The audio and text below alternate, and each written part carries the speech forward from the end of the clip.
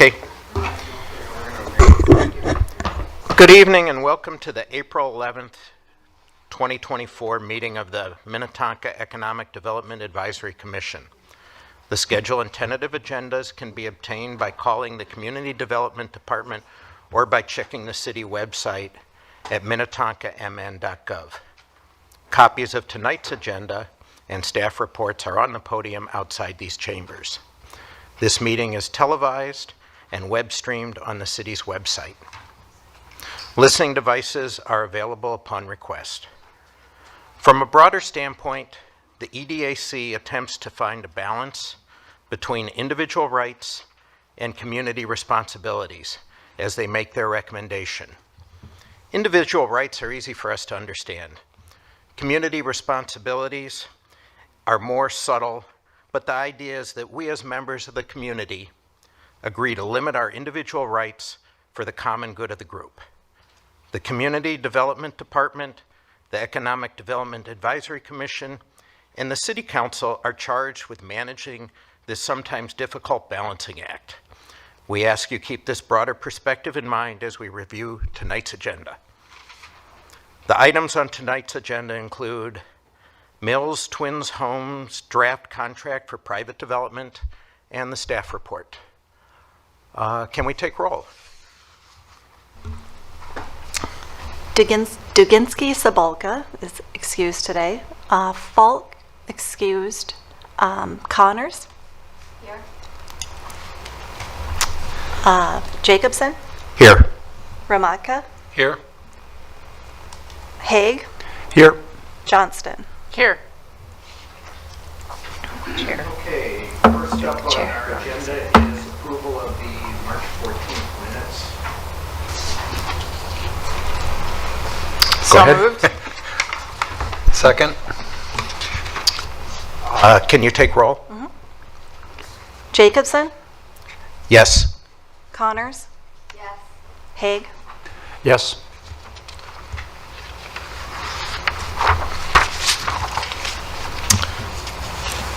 Okay, staff, you want to give the report on Mills Church? Chair, tonight the first item on your agenda is the Mills Church and their financing request with Habitat for Humanity. Before we get started, there's a lot of people in the room who may not know the staff that's here today presenting. I'm Alicia Gray, Economic Development and Housing Manager, Economic Development Finance Professional and Housing Professional Certified. And to my right. Thank you. I'm Julie Wishak. I'm the Community Development Director. My credentials are a Fellow of the American Institute of Certified Planners. And then we'll go back to Kendall, and then we'll come back to you. Go ahead, Kendall. Kendall Larson, Housing Coordinator for the city. I'm Deb Calvert. I'm Minnetonka City Council at-large seat A and the liaison to the EDAC from the council. And also, you may have noticed in the staff report, there is a finance memo from Shane Rudling of Ellers. He's not able to make it here tonight, but there is a memo on his financial analysis of the project in that memo. And then also, Julie Eddington from Kennedy and Graven drafts the contracts on behalf for the city. Just to give you a little bit of background, Mills Church is partnering with Habitat for Humanity to construct 5 affordable twin homes. 2 units will face Baker Road, 2 units will face Inverness Road, and 1 unit will face Elm Lane. So out of those 5 buildings, there'll be 10 total units. Getting into some of the procedural steps, tonight's discussion is really to discuss the financing request. So there is a draft contract for private development in the packet, and there's a request within that contract for financial assistance to construct the twin homes. The recommendation on the contract and the financing will be shared with the City Council at the May 6th meeting, so any of the discussion here today will be provided to the Council at that meeting.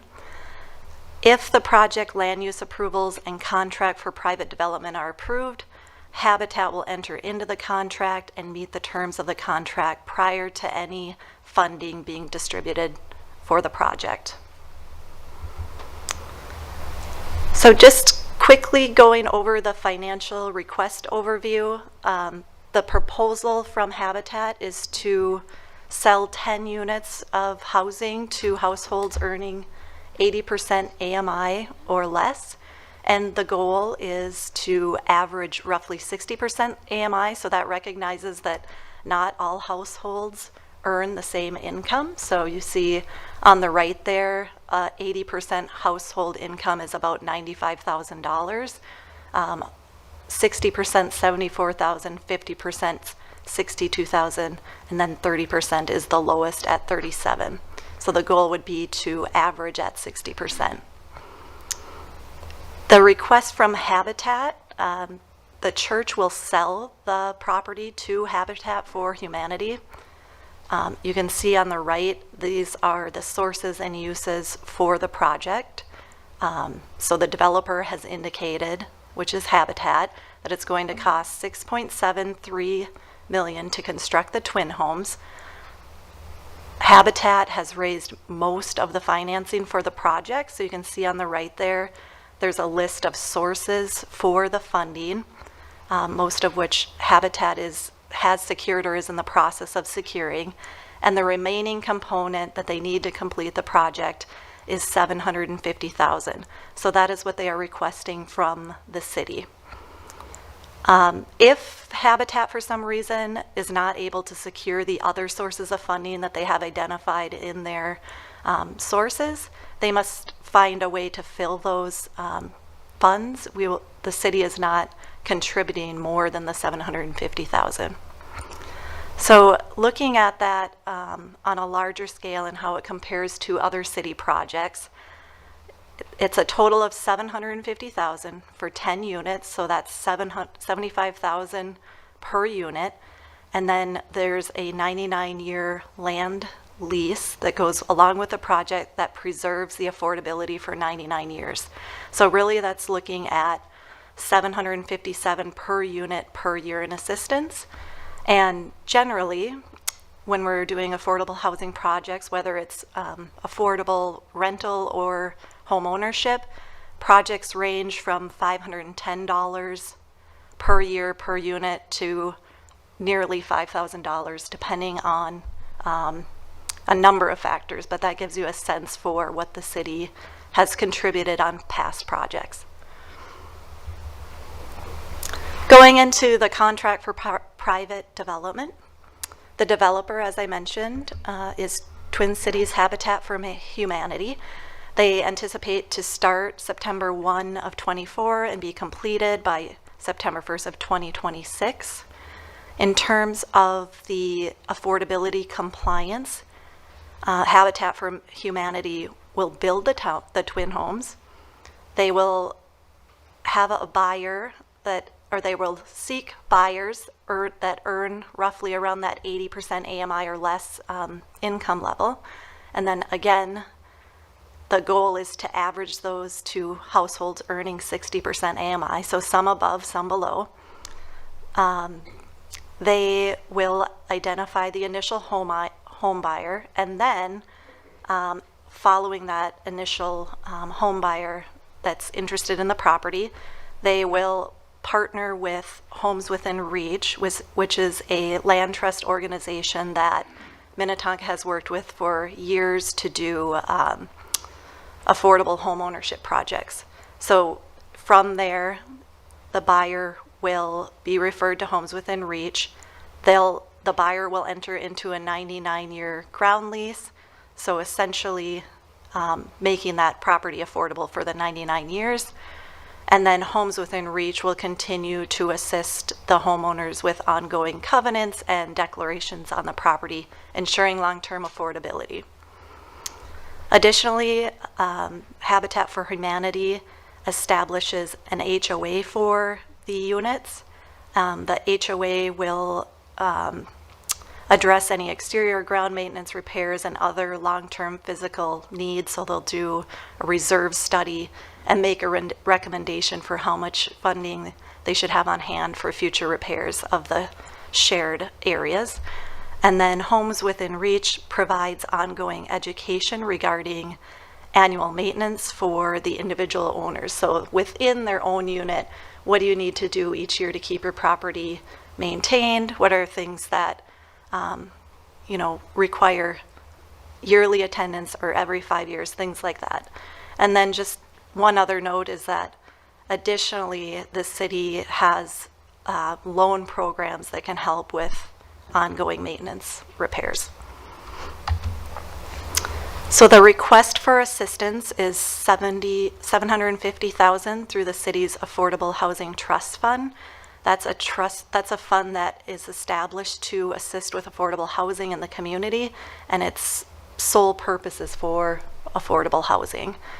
And that fund was originally set up through the pandemic to help with some rental assistance. That was the mechanism for which the fund was created, and there were funds dedicated through previous tax increment pooling dollars. And then additionally will be funded in the future through housing sales tax. And that fund balance is roughly $3 million on that fund.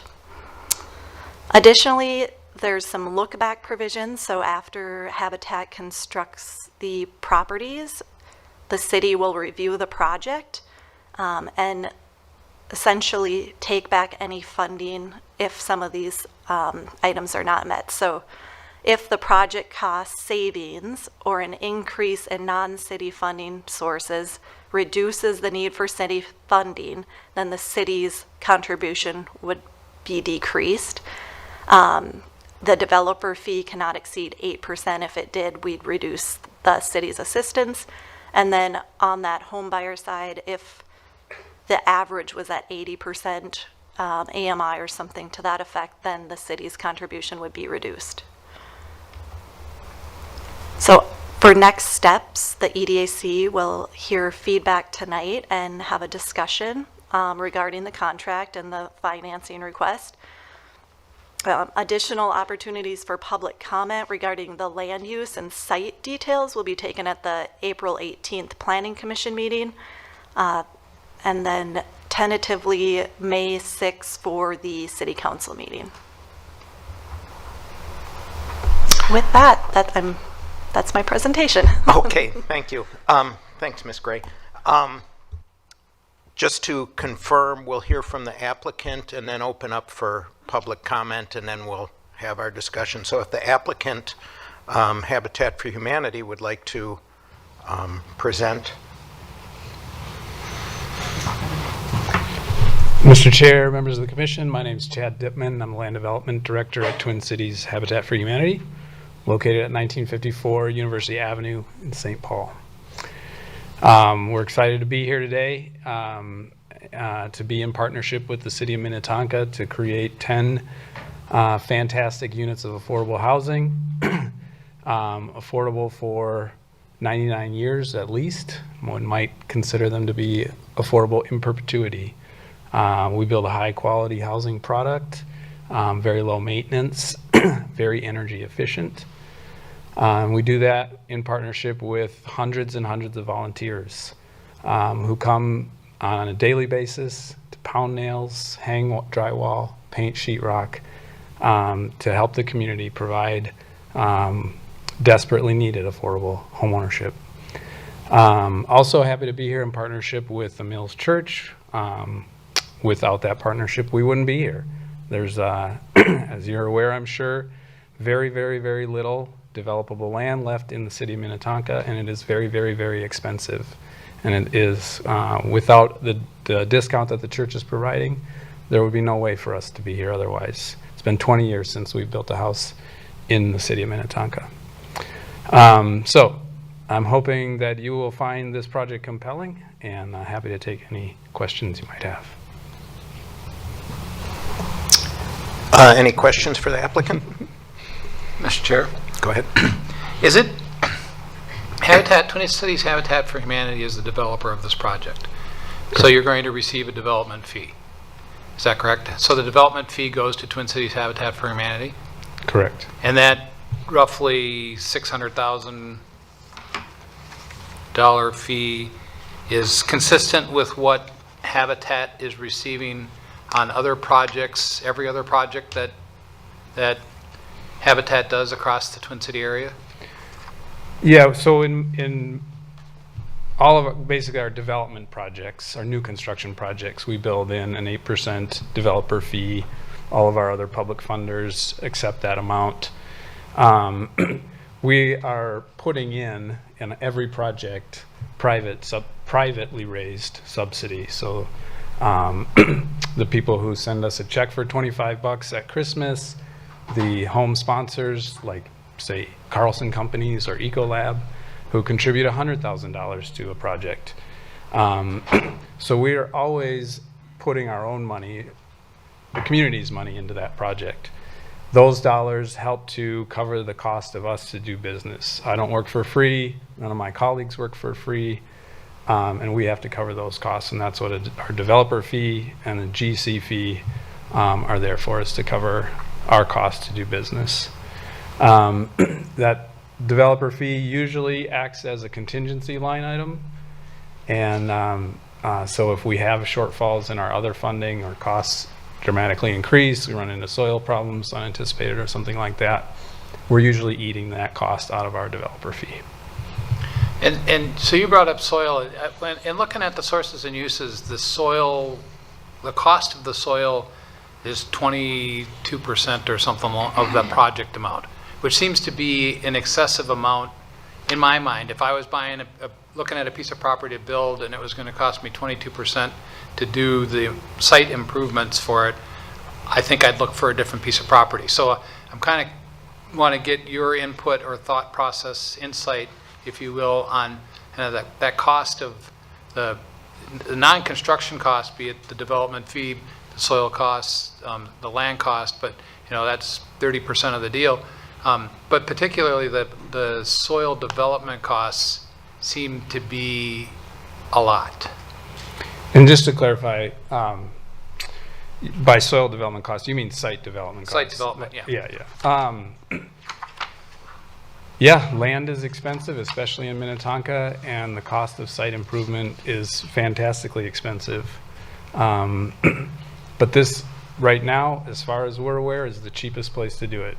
Is that site fee, does that include the money paid for the land?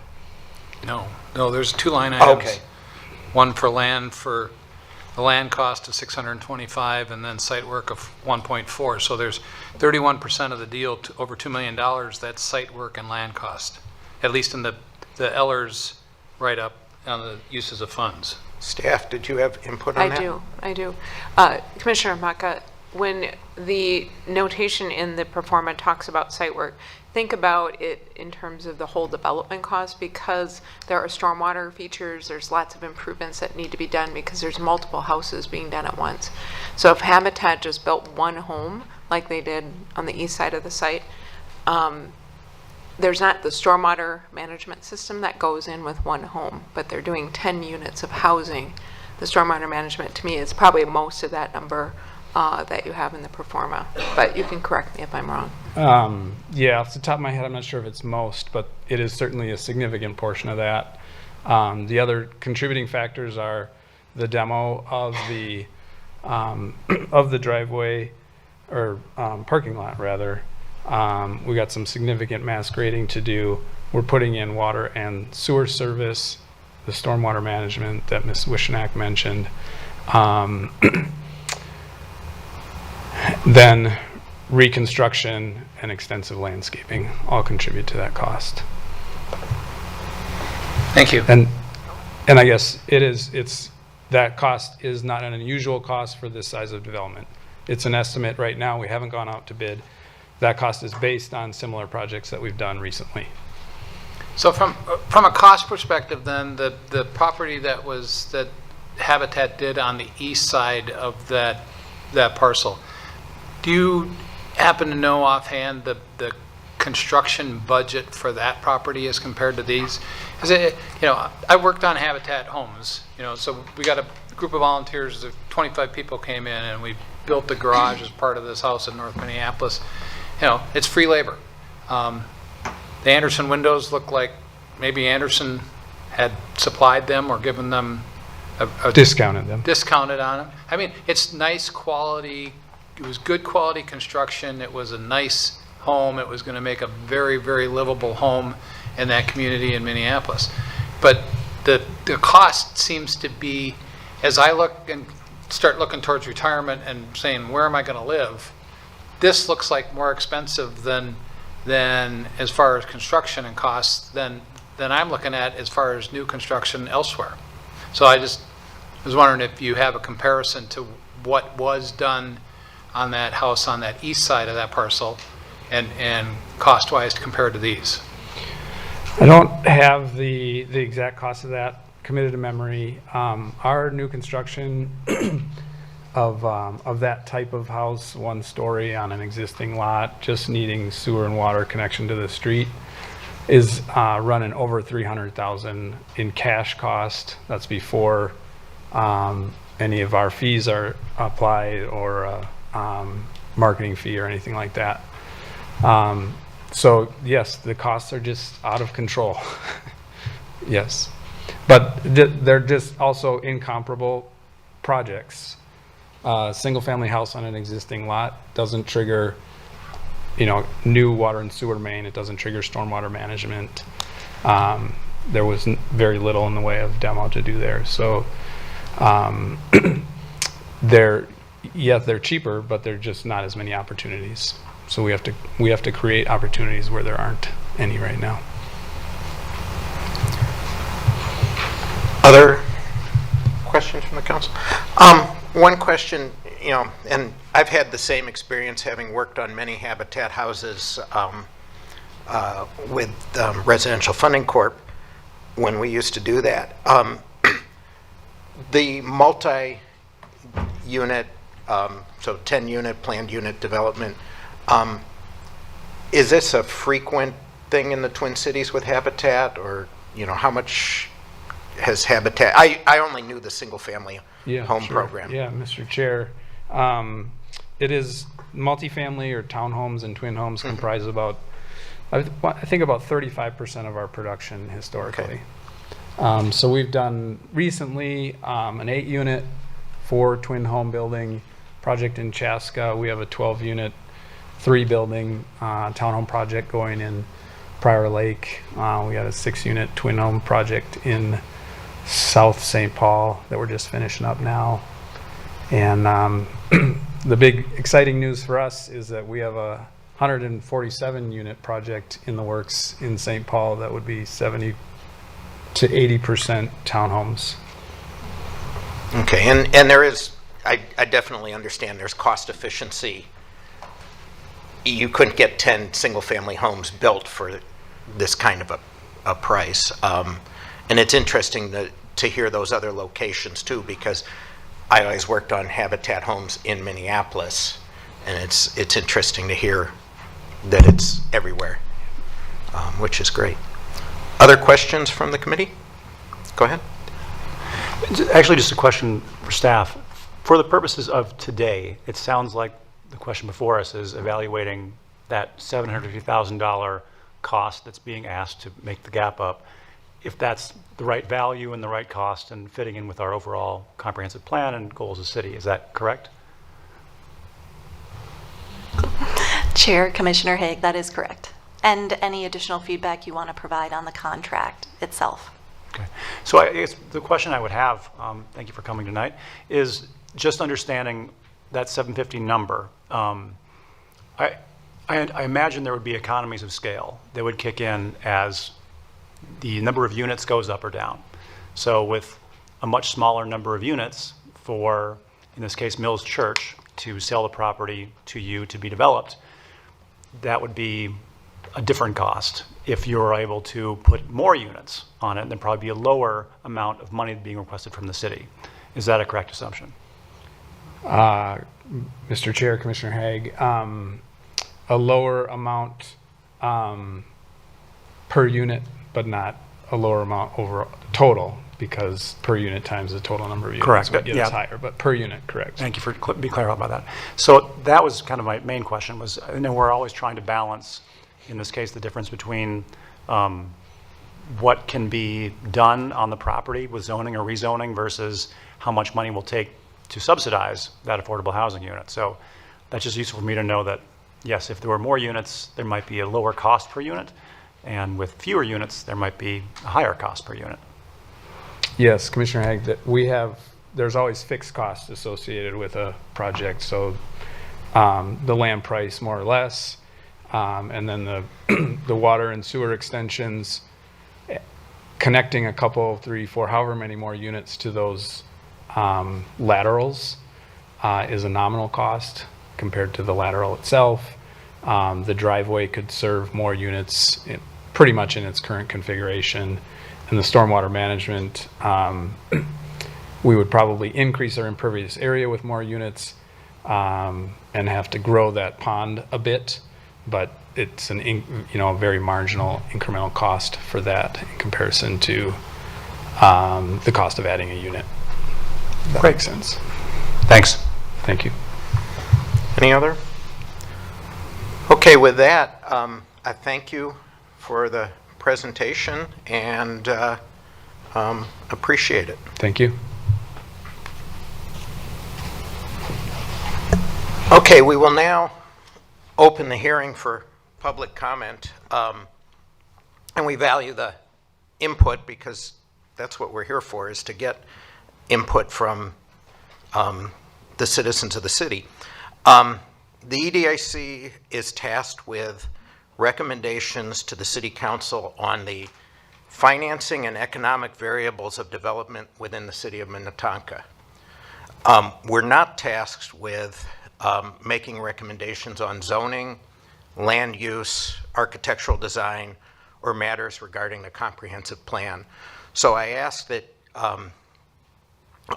you present your comments related to the economics and finance of the project. In making comments, please keep in mind and direct your comments to the economics and financing. I just want to go over some of the procedures for public comment and first ask a show of hands of how many people would like to comment tonight. Just gives us a little idea of how we're dealing with time. Great. We'll open it up for public comment. I ask you to state your name and address for the record. Keep your comments within the scope of what applies to the EDAC. And whether tonight or as a follow-up, city staff will attempt to summarize the comments that are presented so that we can get them on the record. And finally, everyone must feel comfortable about making comments, so I ask that the audience does not show either support or opposition to anyone's comments. And with that, the first person is welcome to come to the podium.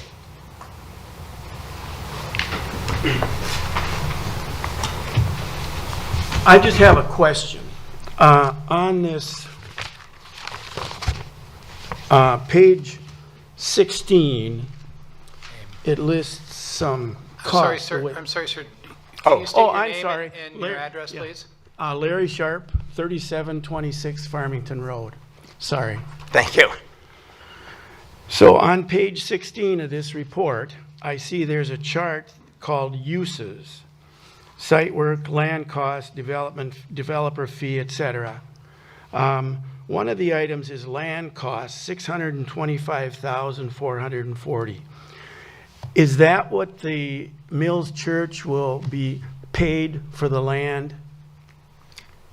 And we will, I know that's a question that's going to come up in our discussion, so we will ask staff to make sure we discuss that and try and get you an answer.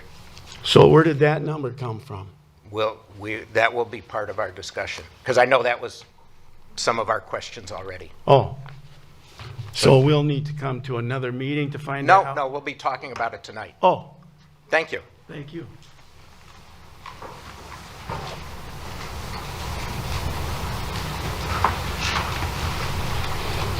Good evening, Jesse Eckhart, 3733 Farmington Road.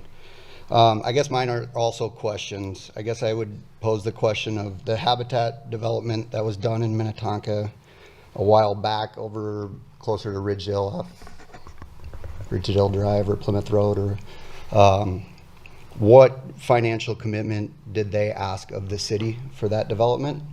And is 11% of the total spend or cost a reasonable and realistic ask from other comparable projects to this for a private landowner that's wanting to fulfill his mission? Sounds like a good question.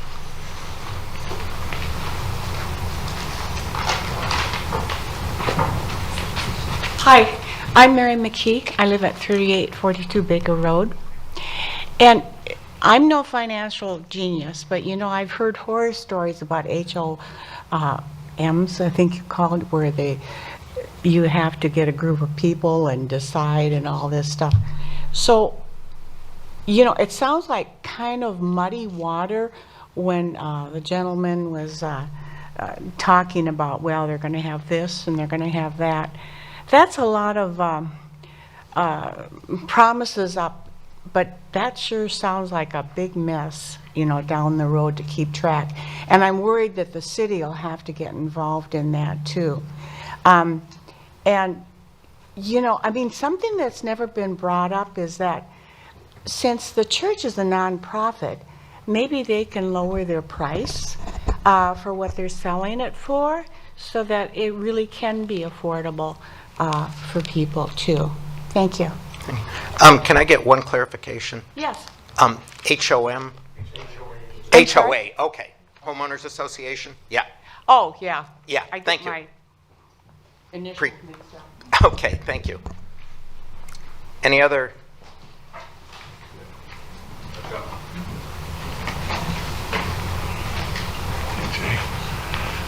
I'm Mel Koenig.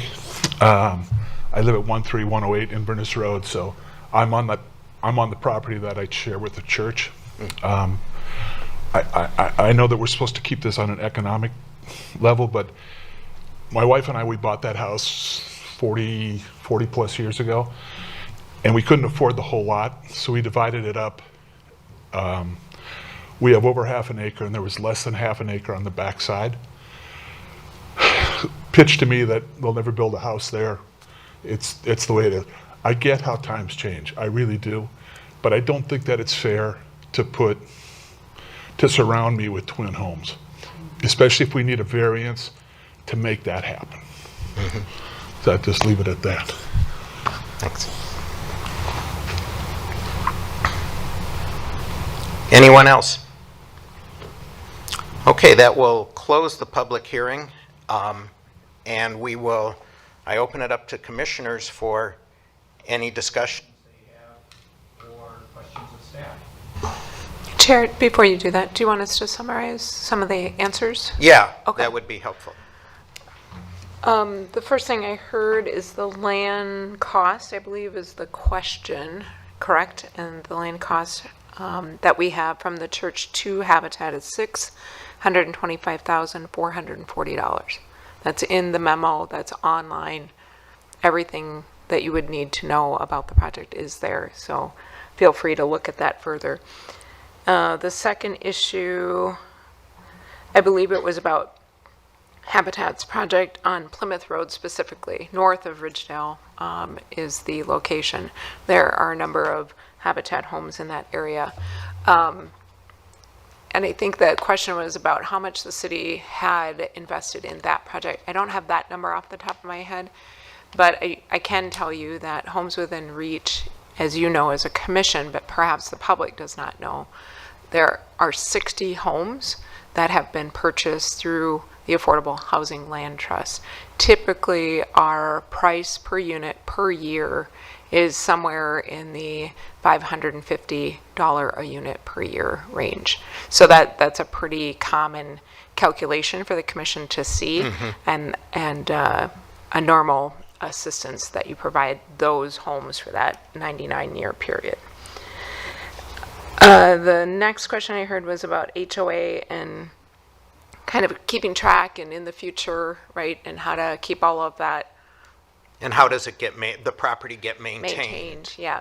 So yes, definitely a homeowners association in this circumstance, the way it is designed is no different than I don't know, anybody live in a homeowners association?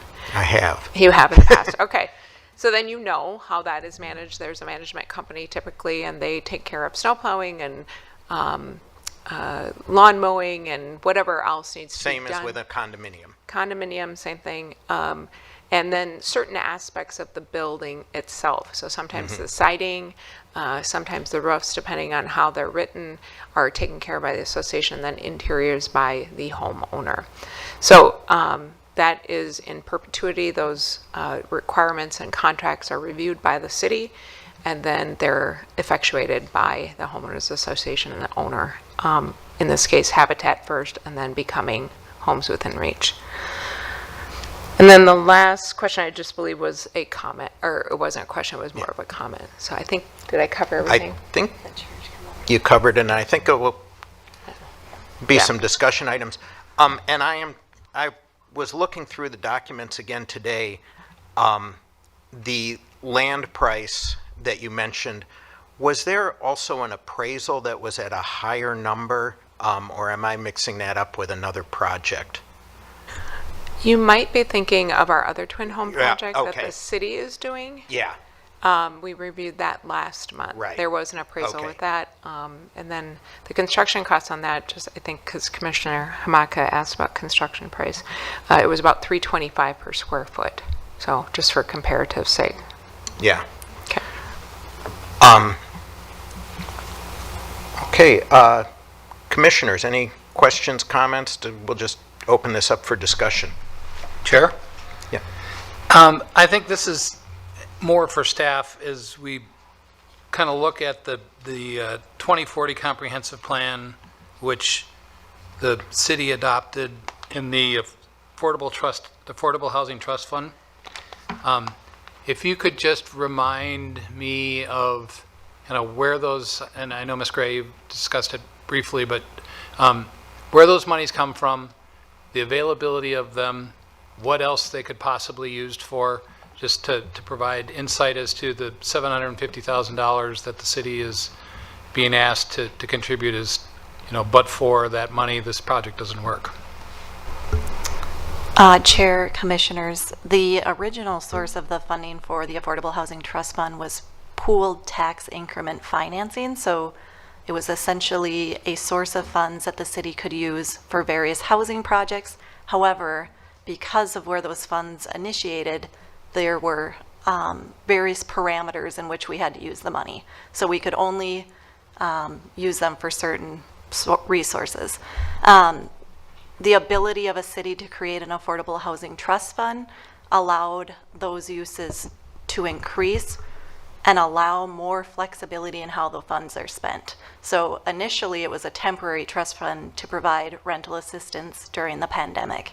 However, later, after the temporary affordable housing trust fund, the council adopted a permanent trust fund with the goal of having a more flexible fund for affordable housing projects such as this. And when I say it's more flexible, you could still use it for rental housing, you could use it for down payment assistance, you could use it for a number of different, in a number of different ways, but the affordability level is not as restricted, and there aren't as many just general restrictions on how to use the money in terms of the affordability part of it. It is staff's anticipating that the new sales tax that we're receiving for housing will be distributed into the trust fund for future years, and that's partly because of the way we have to spend those funds within 4 years' time. So there'll be a continual contribution to the trust fund for affordable housing until at a time where they decide maybe to not do the state sales tax, but I don't have any indication of that at the moment.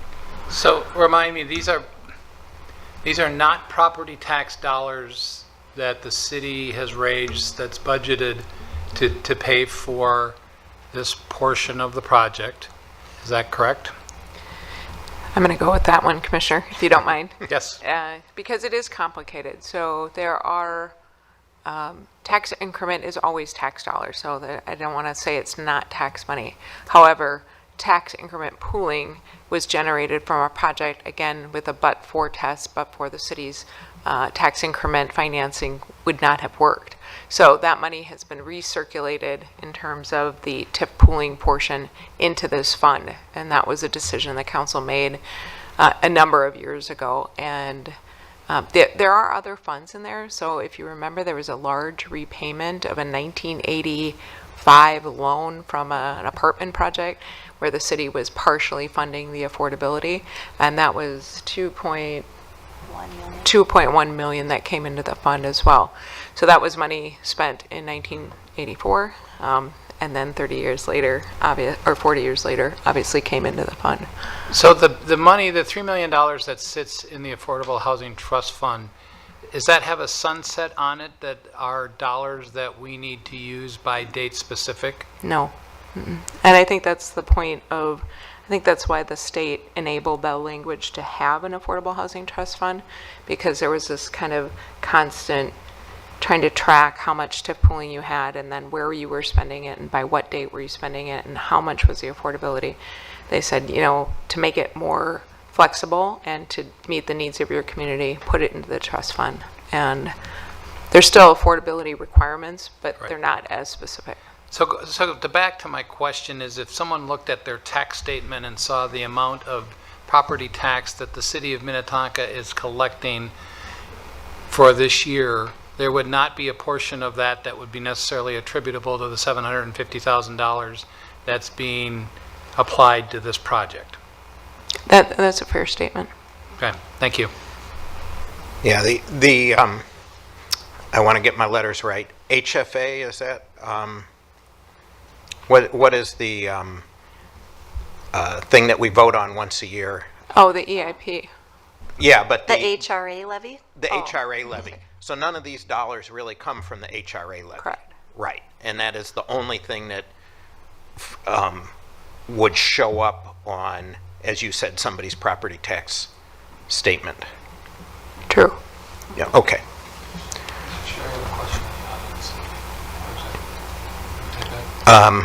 No, not except during public hearing. We'd have to reopen the public hearing. I'll reopen the public hearing. Come on up. Thank you. I'm sorry. It That's just fine. said Public hearing on it said public hearing for planning commission, but it didn't say it for tonight. Yeah, So I was watching at home and saw it Oh, open okay. for public comment, so I ran over here. okay. Please state your name and address. Kim Behrens. I'm at 13001 Orchard Road. Sure. Just a question. The $3 million in the trust, is anybody else asking for it right now for affordability? There's other I affordable think projects? that we've over the course of time, we've had draws and uses of that in the past 6 to 12 months. Is that correct? Yeah. Chair handle that. Actually, what we'll do is we'll come back to that question from staff afterwards. Okay. Well, this was originally proposed as a lot more dense, and now it's down to just the 10 homes. And the site, I think they've shown in the past, could support a lot more affordability and a lot more density, and now we're down to 10. I think this is a great price.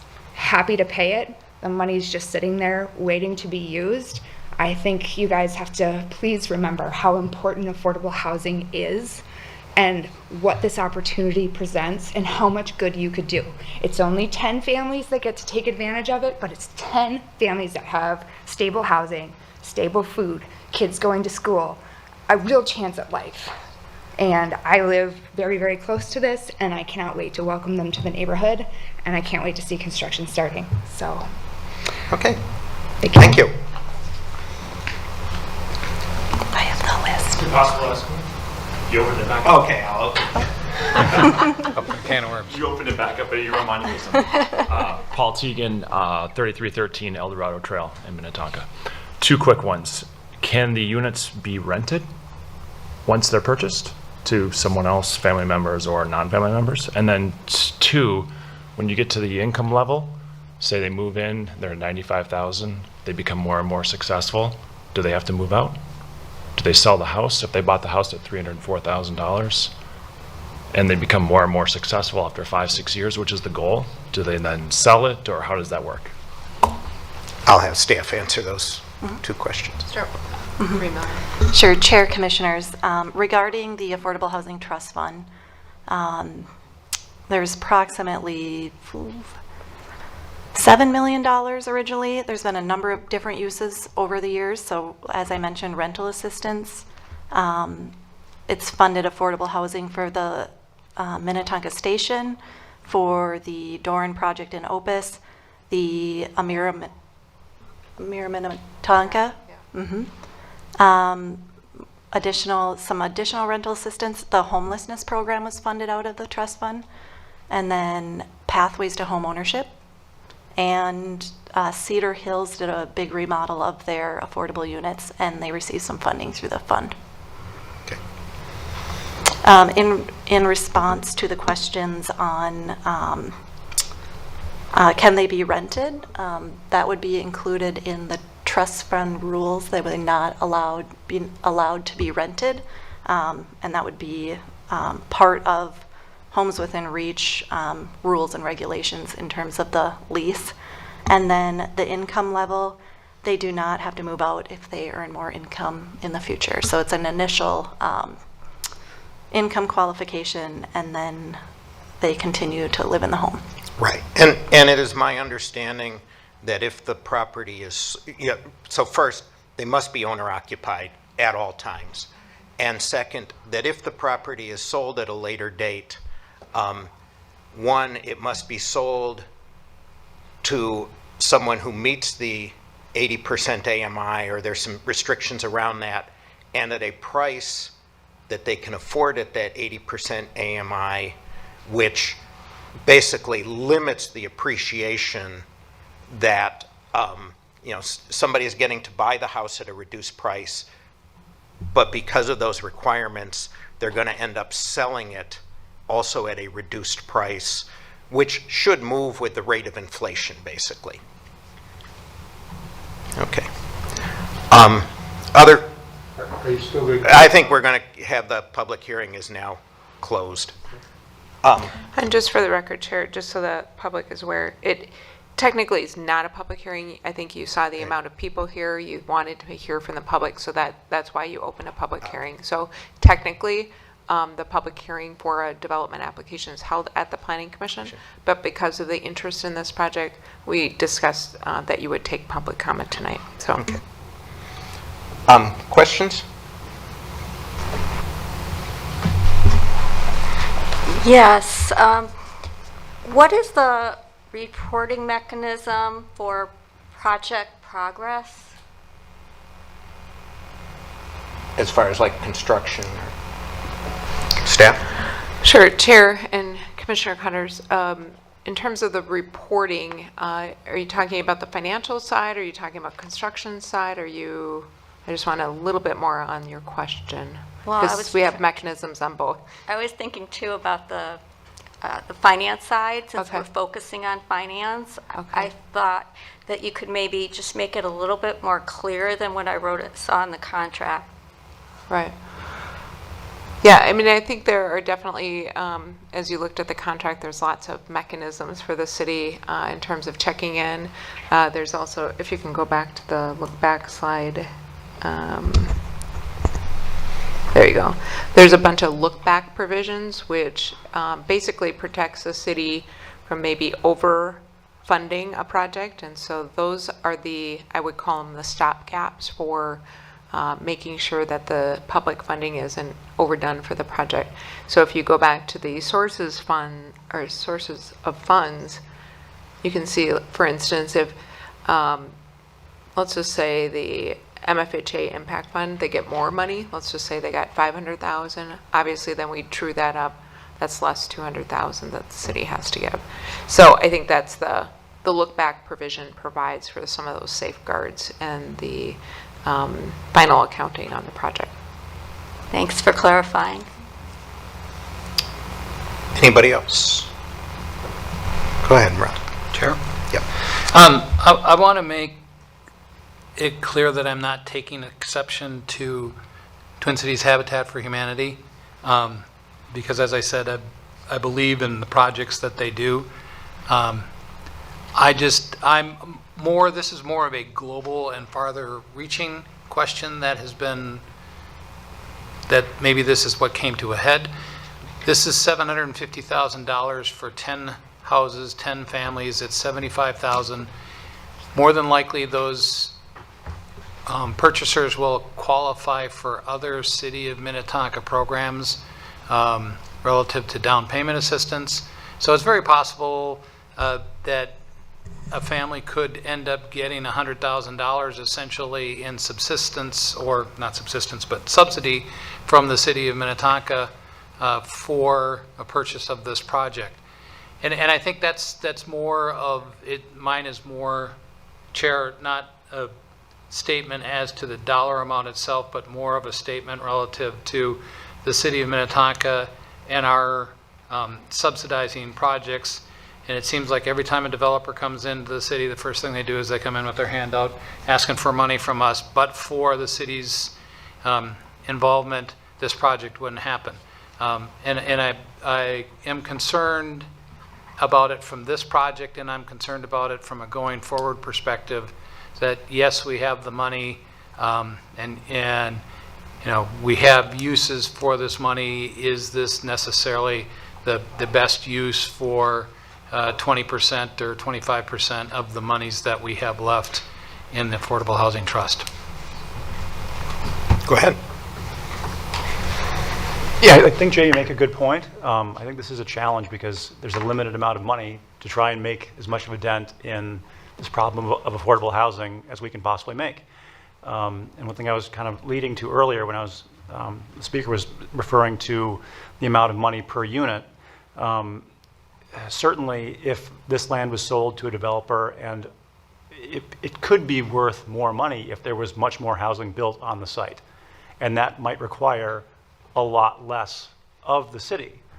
But for the last, I think, 5 years, Mills Church has been working through a process of trying to meet the sort of the balancing act of what fits within the community and what is possible for the city. Because making affordable housing possible is either based on market reforms, like rezoning, or subsidy. It's one or the other.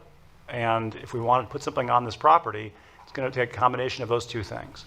So I think to answer your question, if this was 20 units, I can imagine we maybe not having the same conversation right now.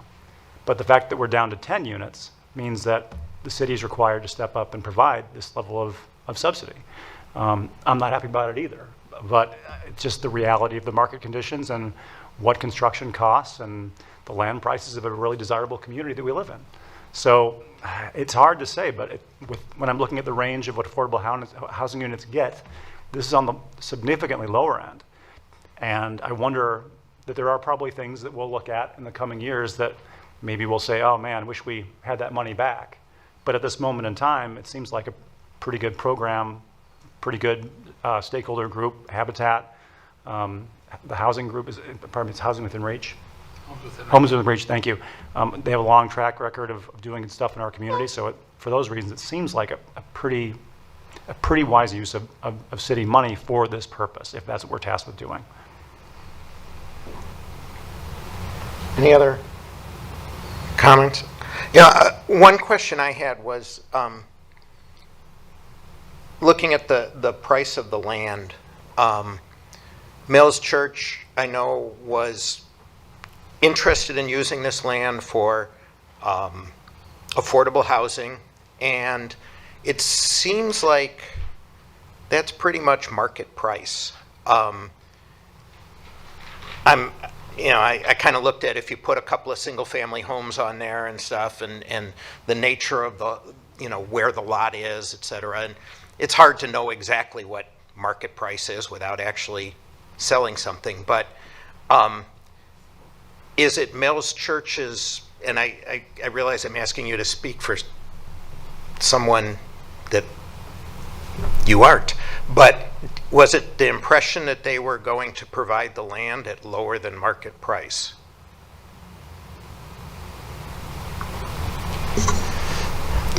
Do you want to the I church I that guess that's the question I'm asking. I don't think of- it's something I should answer. I mean, Okay. That's up to them to answer. Okay, because I was sort of thinking about as far as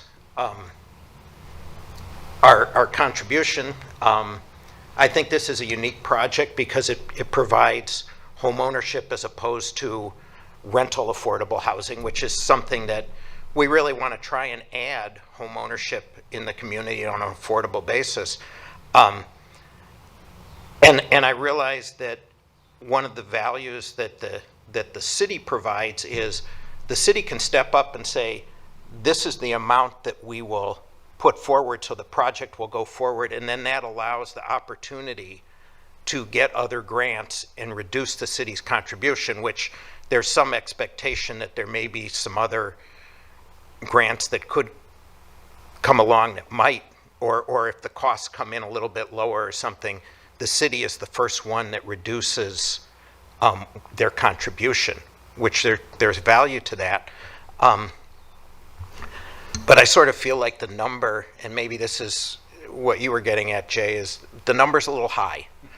I kind of feel like maybe our number should be more like 400,000 or 500,000 in the contribution, and that the land price might, be a place where the costs could be reduced. So, I put that out there as a something for us to consider and discuss. Chair, just I don't like to interrupt your conversation. I just want to make sure I answered your question from before. When the financial consultant analyzed the land price, it was about 30% below market. That's where That's it was what in the you're looking Ellers. for. Yeah. Yeah. Sorry to interrupt. No, I appreciate that. I knew there was somewhere that I had picked up on something about the value of the land. Go ahead, Commissioner Connors. Did you have a? I just said that I totally agree with you. I think the numbers are high, and we need to discuss this further. Okay. Jay? Chair, I am, again, this size of the number is eye-popping, and the difference that I see here, I think I would have been not in favor of making a recommendation to the council in favor of this if it hadn't been that these are basically homes versus rental properties in which we are actively working and have worked over the last, since I've been on this commission, to try and expand whether it's affordable or workforce housing in the form of home ownership in the city of Minnetonka. I've worked on Habitat Home. The quality of the construction was wonderful. I was like, I could live in this house. It's like I said, it was Anderson windows. It was long siding and I mean relatively maintenance free, and a really nice floor plan. So I think from that standpoint, I like what they do and the product that they provide. And I think that for the city's perspective of providing $750,000, I honestly feel like we're getting value for our money as far as affordable home ownership in the city of Minnetonka. That being said, I still think it's kind of an eye-popping amount, and when you look at the source and use of funds, ours is second in line in the source of funds. And when you look at the use of funds and you have $1.5 million worth of site improvements or site work, it leads me to say, just in my very ignorant point of view, that, wow, maybe this site isn't, if you got to put that much money into the site to make it work, maybe it's not the right site for what it's being used for. So that's kind of it for my comments. Thank you, Commissioner. Chair. Any other comments? Does anybody want to make a motion? Having said that, I will make a motion for the EDAC to recommend to the city council up to $750,000 from the Affordable Housing Trust as a gap to fill in what Minnesota Habitat for Humanity needs to complete this project.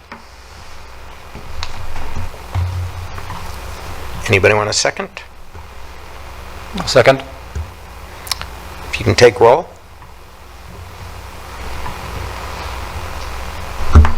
Ramatka made the motion. Jacobson, Yes.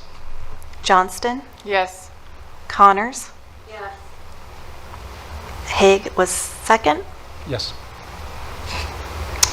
Motion passes. Chair, if I may, Yeah. just to let you know the next step. So next Thursday night, we'll have another meeting. We'll dig into the site plan requests, the rezoning requests, comprehensive plan amendment, and site plan review. So that will be discussed at a full public hearing next Thursday night. That meeting, again, is at 6:30. This one starts at 6, so we like to keep people thinking. If you have any questions, minnetonkaMatters.com, all of the information is there. Thank you. Great, thank you. And next up, we have the staff report. And for those who don't want to stay around for the staff report, you're welcome to leave. And if you'd like to, that's great too. Thank you, Chair. So with the staff report, we don't have many updates from last time. Transit, just that the all the trails in and around Opus area have been reopened, but of course may have periodic closures due to any future work that needs to be done around the area. For development updates, I don't know if Julie or Alicia want to mention anything there. I don't think there's anything new. I'm just thinking about what we talked about last time. Maybe some of the clinic and some of those build-outs in Carlson and on Wayzata Boulevard. There's an eye clinic going in off of Whitewater. We have not received the building permit on Walser Kia yet. We're waiting for that. And then BMW is almost completed in terms of the remodeling that they were doing. That's it. Perfect. Just wanted to give a quick update. We have previously had in the staff report some periodic updates about the Zone Co update. So just a little background, our 2040 comprehensive guide plan includes a variety of goals related to affordable housing and equitable development. While some sections of the zoning ordinance have been periodically updated to promote a broader range of housing opportunities, other sections require additional considerations for affordability and equity. And so the city applied and received a Livable Communities grant from the Met Council in 2022 to review the zoning ordinances. And in 2023, the city engaged Zone Co, which is a consulting firm, and they have now completed a draft of their diagnostic analysis of the city zoning code. So it looks at outlining areas of the code versus comprehensive plan conflict, and then also provides a menu of possible solutions. So they will be presenting their diagnostic report to the City Council on April 15th. On Monday, yes, exactly. Perfect. Some general housing updates. Just briefly, we talked about this last time. The registration program is still continuing strong. We have received now, as of today, 170 registrations, so it keeps going up every single week. So that's a good sign. And then with our homelessness pilot program, no update on numbers, but we did want to share a few stories that were provided to us from Martha Brannon, the executive director of His House Foundation. And so these both were in the staff report, but it shows two different kind of age groups, which I think was good. But the first one says that his house foundation assisted a gentleman who had been living in an abandoned building.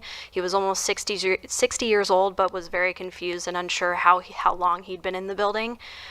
He was unable to understand how to get back into the housing market, and so we used the Emergency Homelessness Response Assistance Program to move him into a hotel, provide him with extensive case management, and assist in getting his early dementia diagnosed.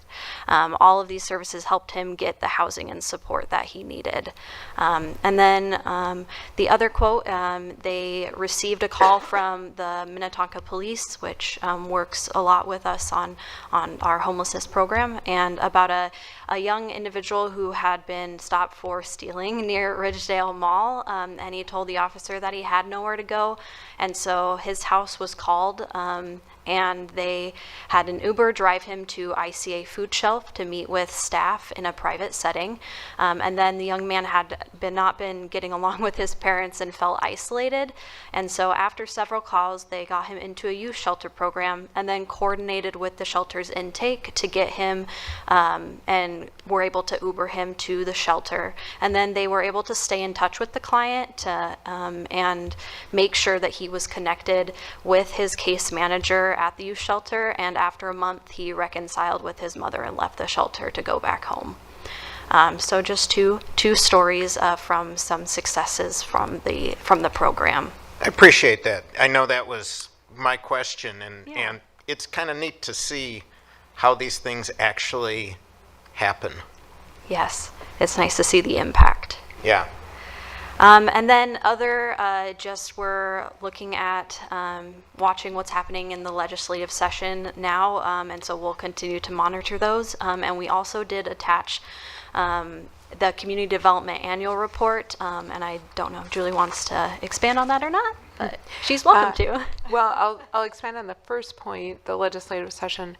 We've got a couple of bills for the city of Minnetonka that are in process, if you will. So we've asked for bonding money for two projects. One is Opus Public Space. That's a very large investment, and the city is asking for assistance on that. We're also asking for the marsh, for reinvestment in the marsh. So that is another bill.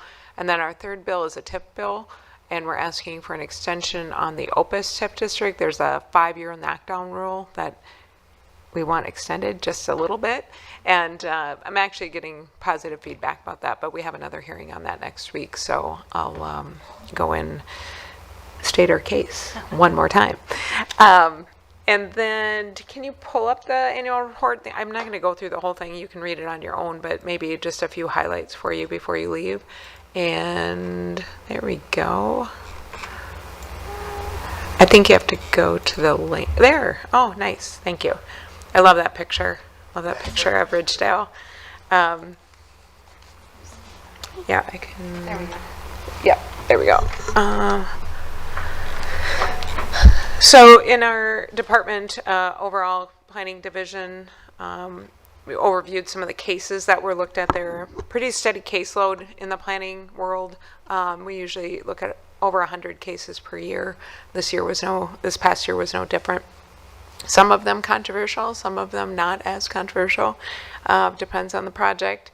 And then, we always get a fair amount of concept plans too, and we always like to keep a record of these to remember kind of what we were doing in 2023, 10 years from now, right? What were we dealing with? A big effort this past year on the sustainability part of our work, and there's a lot of great stories in the overview here about outreach of the Sustainability Commission and how they are really activated in their community by doing all of these outreach events. My favorite is the Everything Electric event. I don't know why I like that so much, but I get to see all the latest and greatest electric stuff. And so that's always a great impactful event. Then we had the climate action plan that was being worked on that will be presented on Earth Day to the City Council on April 22nd. And so we're excited about having that complete. However, that also makes for the implementation next. And so that's always a heavy lift as well. And in the Housing and Economic Division, we just kind of documented all the things we talked to you about, some of the work on the Twin Home project on Roland, you guys know all of this because you live it and breathe it, so I'm not going to go through it. I do want to note here, we are getting more electronic subscribers on our Thrive newsletter, so definitely there's a little bit more interest in that, and that's the business newsletter that's sent out. Are we up to 3 times a year? 3 times a year. So that's really exciting. I was promoting that too at the Chamber of Commerce meeting 2 weeks ago. There was about 50 businesses that we met with, and it was quite well received, and a lot of those people had already known about the newsletter, so that was great.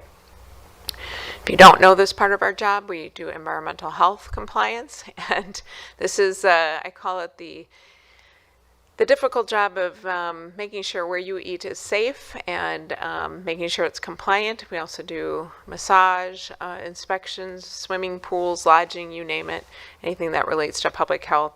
We did see an uptick in foodborne related illnesses in terms of the reports, and so that we do watch that and try to figure out what's going on. Some of our inspectors think perhaps during the pandemic a lot of attention to detail when in terms of what was happening with their food safety precautions was happening, but that kind of has waned, and so now we're back to maybe more foodborne illness than we would like. So looking at a lot of education in that arena, etc. And again, another thing we don't like to talk about, but we do have to talk about nuisances and violations, and we have a pretty steady amount of those, although it was a little bit lower than we normally see. Our high is usually about 600, and last year we were only at 437. So either people are getting along with their neighbors and not reporting each other, or people are just better about taking care of their property. What I was surprised about was the few number of citations and abatements that you had to do. So you must be able to work out a lot of problems. Yeah, I mean, sometimes we get, like you can see in 2019, we had a few problem issues and a lot of abatements, and we really try to get people to do it on their own. We don't like to be people's property managers, so if we can at all get someone to help us do the work as a homeowner, we appreciate that, so we don't have to come in and do it. And then on the building division side, so this is all your inspections, everything that we do as far as public safety and building inspections, electrical, mechanical, all of that stuff. It's definitely a lower year in value, but you have to look at the number of overall permits that are issued. So value doesn't always tell the full story. You have to look at the number of permits, and so we were at 80, not quite 8,400. That's actually pretty average. And then we do look at, you know what, I'm losing my voice. Maybe I've talked too much this week. We look at permits, the type of permits that are issued. We look at what commercial project investments have been. So there's a significant number of tenant investments. We had the school remodeling, and then this is the BMW. That 8.8 million was the BMW investment. So that was a heavy remodeling. This is the sad part of the chart right here. I always warn people when they read this number, we only had 25 new homes. I think a lot of people think we build more homes than that. We actually don't. 25 new homes last year for an average price of 1.1 million. That is not the cost of the land. So don't think that includes land costs. So that's the highest it's been in years. So that kind of goes to the point of what you were talking about before in terms of cost of construction. And then the average area of the home also has increased, 5,500 square feet on average for new home construction. The only other thing I would point out here, this is the highest number we've ever seen in home remodeling. This number talks about anytime you add onto a house, you remodel, or you're doing some major repair on your home. $75 million last year that was invested in those projects. I went back 20 years. I could never find a higher number than this. Yeah, go ahead. The high interest rates, you're not moving. Right. You're keeping your 3% mortgage, and you're adding 2 bedrooms or whatever. Updating your space, what have you. Updating your space, yeah. But that was a surprising number. The other thing is we had strong remodeling during the pandemic too. So we were thinking that was our high point. That absolutely did not match what we're seeing in the past year. Other things to just mention, we do license a lot of things in the city, and those are the kind of recap of that. And then we also, I don't know if we do this for torture sake, or I don't know, remind ourselves how many packets we put together. And so, yeah, that does look painful, doesn't it? And so, we wrote 229 reports, and we had 70 packets produced. This is a really cool number right here. Look at how many people follow our project pages. So I was telling somebody this, like, I think we have 3 people look at everything we post because notoriously there's a mistake or there's some, issue. So, and this is why, because, almost 40,000 people are looking at it. So, yeah, and I have to put a caveat on this number. Sometimes people will follow multiple pages, but overall that's the subscriber amount, and so it's really incredible to me how many people are watching that. And then I always like the staff, like credentials. That's a cool slide about how much licensing or education or things and committees they're on. So, and then we just put your attendance in the appendix so the mayor knows how many times you came to a meeting, and then that's it. Yeah, it's a requirement as per city policy that we have to provide that information every year. So with that, Chair, I don't know if you have any questions about the year-end report. Thank you for indulging me with a few minutes. Anybody have any questions about the? Go Just ahead, Jay. a really positive comment, because I went through it and I was not familiar with everything that you all did. So it was really fun and interesting to see that, and it was laid out in a way that I could understand it. Yeah, it's fabulous what makes the city run, and it runs pretty well. Yeah. Okay, go ahead. Sorry.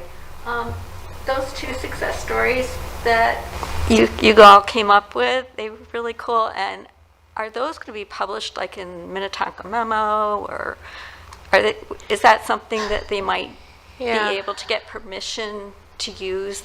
Or whatever. I just think it's cool stories. I know they are cool, aren't they? We try not to be too personal, so it's kind of a balance. It is public because it's in a packet, so people online can look at it. Right. I don't know how much to lift up in a full publication of the city, but we'll think about it. Thank you for your comment. Sometimes there's newsletters that it may be appropriate where you use one, Yeah. and make it short, short little paragraph. That's all. I think of the, Just a thought. whether it's a habitat thing or something, how something helped a family, because as you sit there and you say, well, we're spending this money here,